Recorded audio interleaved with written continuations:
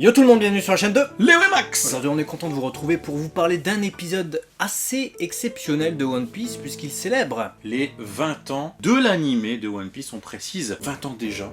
Voilà, Putain. Et on s'est dit qu'il fallait qu'on fasse quelque chose et parfaitement timé, j'ai envie de dire. On a l'épisode 907 de One Piece intitulé Romance Down qui en fait revient sur une histoire alternative que serait celle de Luffy.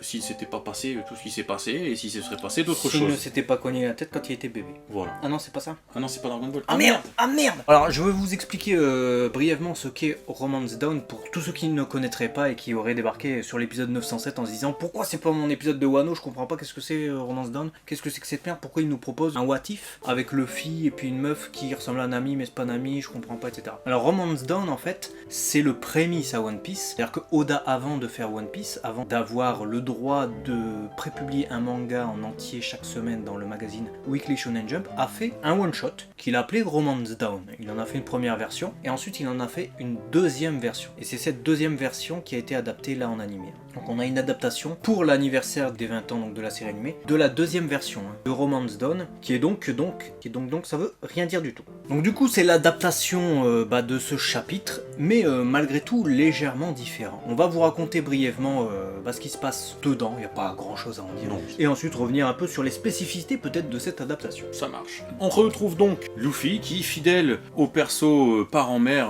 vivre son aventure. On le retrouve dans une vieille barque pétée. Donc déjà dès le début tu te marres puisque on a un oiseau panda, il m'a fait délirer ce gars, qui s'appelle donc Balloon, qui se fait tirer dessus, qui tape la barque de Luffy. Luffy est en train de couler. Tu dis c'est le carnage dès le début d'épisode. Il lui attrape son tarp, il le met dans la barque.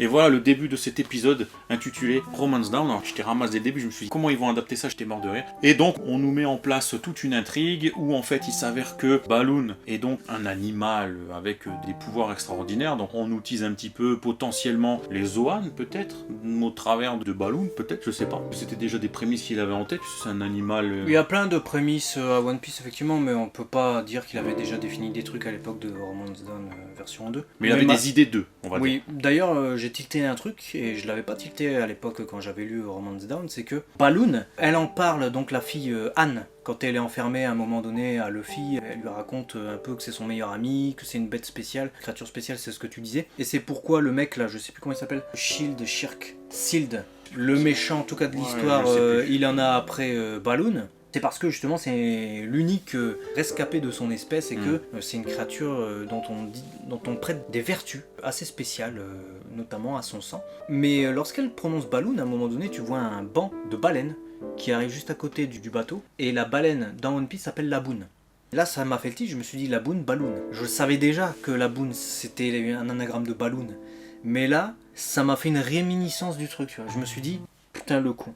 Tu vois, et peut-être que justement il a repris le Balloon qu'il avait utilisé dans Romance Dawn pour faire Laboon. Parce qu'effectivement ça devient Laboon un perso, un ami précieux. Je ne révélerai pas pour qui, pourquoi. Bon, normalement, si t'as vu le 907, t'es censé être au courant, mais on va partir du principe que tu peux le regarder sans avoir suivi One Piece. C'est possible. Donc, je vais pas révéler le comment du pourquoi, mais tu m'as compris. C'est un animal précieux pour quelqu'un, justement, dans One Piece. Voilà. C'est totalement ça, en fait. Ça, c'était super intéressant. Et on retrouve donc Anne, qui est un copier-coller de Nami. L'inverse, plutôt. L'inverse? Quel niveau? Anne a été créée avant Nami. Oui, dans ce sens-là. Parce que je pensais que tu me disais genre pas du tout en rapport avec Nami. Oui, disons que Nami est un copier-coller d'Anne puisque c'était fait avant, effectivement. Même son seiyuu, c'est la même. Akemi Okamura, la seiyuu de Nami. D'ailleurs, petite note sur les seiyuu, vu qu'on y est, Luffy est bien joué par Mayumi Tanaka, qui joue Luffy comme joue Luffy dans la série habituellement. Akemi Okamura qui fait Nami, donc elle fait Anne. On a Cho, le seiyuu de Brook, qui fait donc Shield ou Shield, je sais plus le nom du méchant. Et le seiyuu d'Usopp fait Balloon. Tu vois, j'allais dire Laboon. Et le seiyuu de Zoro fait donc le premier homme du méchant qui combat pas Nami, mais Anne, et qui est jeté ensuite à la mer. C'est ça. Donc on a bien les seiyuu de One Piece de la série qui sont sur cet épisode, et le narrateur est le narrateur habituel, d'ailleurs un narrateur qui explique bien qu'il s'agit d'une histoire alternative, ils assument en fait ça, et on a dans la réalisation de cet épisode vraiment le parti pris de faire un truc alternatif, ce qui est assez ça se sent original, tu vois, puisque finalement c'est une histoire qui a rien à voir, mais qui a été faite avant One Piece normalement. généralement en manga. Et donc t'as les musiques de One Piece, mais plutôt du début de la série, tu remarqueras. T'as les bruitages de One Piece, les bruitages phares hein, même qui ont été utilisés dans Dragon Ball, Dragon Ball Z, plein de trucs comme ça. En tout cas c'est vraiment assumé je trouve. Ouais, c'était assumé et je sais pas toi, mais moi j'ai pris ça comme un petit vent frais, ça m'a fait plaisir de découvrir ça. C'est un peu en dehors de ce qui se fait maintenant, je me suis dit tiens c'est cool d'avoir ce genre d'adaptation. Tu le soulignais tout à l'heure, on a là l'adaptation de quelque chose qui avait été fait avant, c'est un peu les prémices. Nous, en tant que fans de Dragon Ball, à quand Dragon Boy? Dragon Boy, c'est ce que je lui disais, hein, j'ai envie de voir. Pour moi, c'est l'équivalent de Dragon Boy, là, ce qu'ils ont fait. Et s'ils faisaient un jour Dragon Boy ou la grande aventure de Tongpu, moi je dis ouais. Mais bien sûr, parce que ça fait partie de la création artistique d'Oda. C'est l'histoire de comment l'œuvre qu'on aime tant, qu'on adore tant, que ce soit Dragon Ball d'un côté, que ce soit One Piece de l'autre, d'où elle est née. Ouais. C'est quoi les prémices? C'est quoi les ébauches, entre guillemets, d'une œuvre qui est devenue si culte en faisant des changements, tu vois? Parce que là, on voit la racine, tu vois, avec Romance Down, mais on voit qu'il a changé certaines choses, qu'il en a affiné d'autres, qu'il a fait un départ différent, enfin bref, avec des points communs. Je trouve ça en fait hyper enrichissant pour la culture de l'auteur en fait. Tu vois, parce que tu vois Bah oui. le cheminement. À la base, il n'y avait pas Shanks, c'était plutôt le grand-père qui donnait l'idée aux gosses. Ouais. Et il y a quelque chose de très enrichissant et de très jouissif au bon sens du terme, attention, de découvrir ce genre de choses. Moi j'ai beaucoup aimé. Ouais, d'autant plus que c'était soigné, hein. C'était Kohei Kureta, le réalisateur de cet épisode, qui a réalisé auparavant les épisodes 657, 841, 851, 870, entre autres. Outre le fait que c'est un super réalisateur, je sais pas ce que t'as pensé, mais Moi j'ai bien aimé. il y a certains plans qui étaient vraiment bien choisis, parce que c'est lui qui a storyboardé le truc, donc il choisissait, si vous préférez, les angles de caméra. Et j'ai trouvé qu'il était super intelligent, mais un peu pervers aussi. Je sais pas si t'as remarqué, il y avait pas mal de plans sur les jambes d'Anne ou sur son boule ou des trucs comme ça. Je l'ai trouvé un peu pervers quand même, Kohei Kureta, malgré tout très bon. Et les meilleures séquences d'animation étaient de Tomita, donc un animateur qu'on voit souvent, il a notamment animé le combat Luffy contre Katakuri. Et là il a animé par exemple Luffy qui frappe. Donc le méchant, je sais plus son nom, Shield, et Anne, Lapsus révélateur, mais contre le mec qui a la voix de Zoro, donc avec son épée.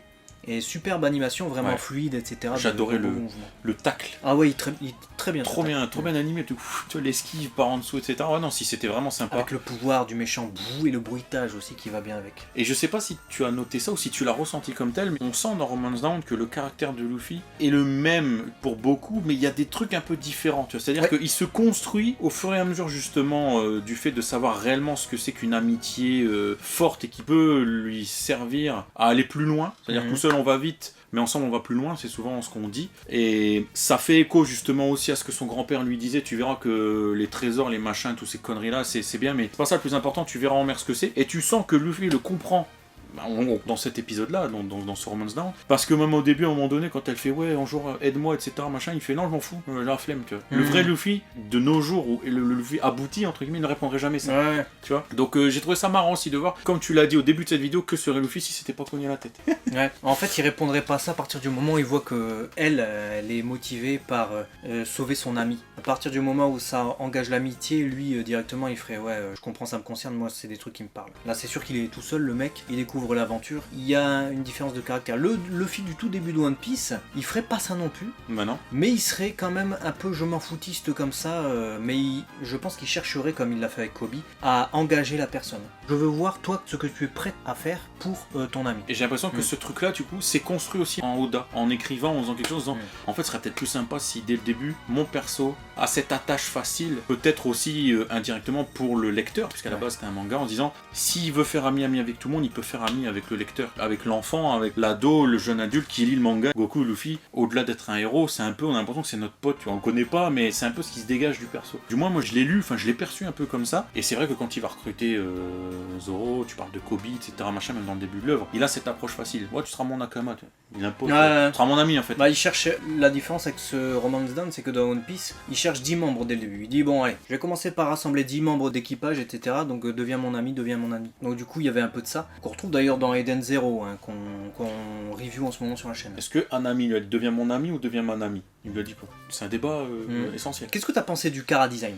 J'ai bien aimé, comme je te l'ai dit, un côté vent frais. Déjà, j'adore le chara design de Han. Je sais pas, j'ai kiffé le perso. Alors, c'est Ichikawa qui a réalisé le chara design. C'est l'un des meilleurs animateurs sur la série One Piece. C'est pas du tout la character designer de Wano qui a réalisé ce chara design. Pour le coup, c'est un des superviseurs de l'animation de la série qui a réalisé le chara design de Romance Dawn. Et il dessine effectivement très bien les filles. On l'a vu de toute façon, parce qu'il a apporté des corrections, hein, en plus évidemment des animations qu'il y avait. Du coup, c'était plus du One Piece moderne. Alors, si vous prenez le manga Romance Dawn, que ce soit la version 1 la version 2, c'est c'est pas du tout la même patte graphique. Et en fait, ils l'ont adapté au One Piece moderne. Et ça, en fait, quand tu le compares, c'est assez troublant. Pourtant, je trouve que dans l'épisode, ça passait super bien. Ça marche bien, mais après je peux comprendre le parti pris, parce que déjà entre l'arc Wano où il y a eu tout un changement au niveau du staff et cet épisode, on sent une différence, tu viens de le souligner. Tu vois, ils ont fait écho à des choses d'époque, etc. machin, donc on sent déjà que visuellement ils ont fait un truc différent. Et ils se sont dit, s'ils avaient fait un truc totalement différent, est-ce que les gens n'auraient pas commencé l'épisode en disant putain, c'est quoi cette merde? Ouais, c'est vieux, c'est l'ancien Canadien. Moi, ça m'intéresse pas vivement ouais. Wano, tu vois. Peut-être qu'ils ont pensé à ça et qu'ils se sont dit bon,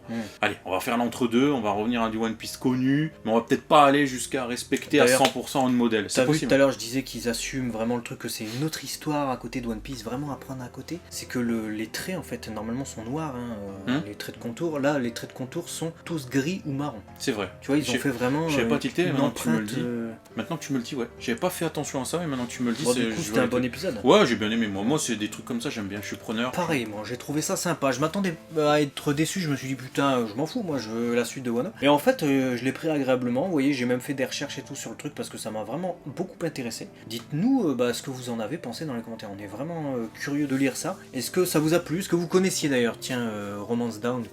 Savoir s'il y a une version, deux versions. Dites-nous tout ça dans les commentaires. On se retrouve la semaine prochaine, bien évidemment, si vous êtes abonné à la chaîne. Sinon ça pue. Si t'es pas abonné, on se voit plus, on est triste. Et comme c'est la fête, c'est les 20 ans de One Piece, je veux dans les commentaires que tout le monde ici mette un hashtag Joyeux anniversaire One Piece. Voilà, la planète tout entière. La planète, tout le monde. Donc les commentaires sont censés exploser. Si tu aimes One Piece, tu t'engages. On est d'accord qu'on veut au moins 5 milliards de personnes dans les commentaires. Au minimum. Au minimum. J'accepte 500. Voilà. S'il y a 1 milliard de likes, ça passe. Voilà. Mais j'accepte 500. 500. Tu sais, le mec, on veut 5 milliards, mais j'accepte 500. 500 milliards. Milliards. C'est impossible. Il n'y a pas d'autant d'habitants sur Terre. Démerde-toi, multiverse, clone-toi, voilà. Fais ce que tu veux, fais 800 000 comptes, tu fais ce que tu veux. À très vite. Et on compte sur toi. Matane. Ciao.